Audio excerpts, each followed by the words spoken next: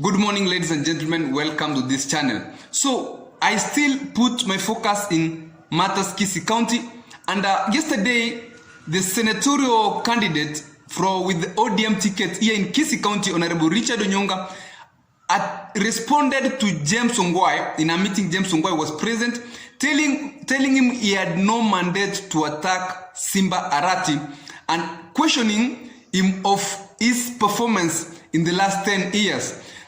Remember that the issue or the address James Ongwae had given on attacking Simba Arati has brought a lot of divergent issues from various leaders. So this is what Onyonka told Honorable James Ongwae. But before I post for you that clip, if you're watching for the first time, always remember to subscribe. We stand at 105 subscribers. I think by the end of the week or the end of the month, we shall be at 150. Thank you guys for supporting this channel. This is the clip. Keep watching and being updated.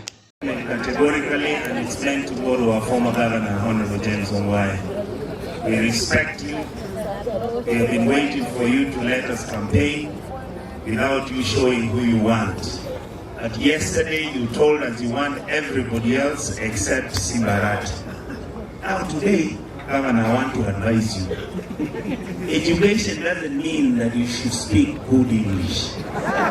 Education means that you have the capacity to interpret issues which are complex, then you come with solutions to solve those problems.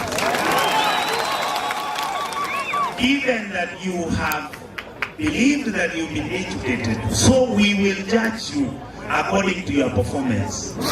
How has been James Ongwae's performance been? Has it been good or bad? So the voters have said your performance is bad. Under those circumstances, your education did not help you. You went to school, you went through school, came back, you were intending to work for yourself, you are now a billionaire, you are going to be so rich, I don't think you can finish the money you have during your lifetime. Have you solved the basic problems of your people?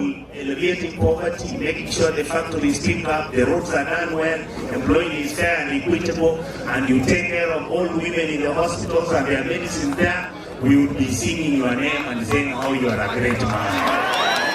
Please go home and rest and let us win this election. We will show you what good governance is.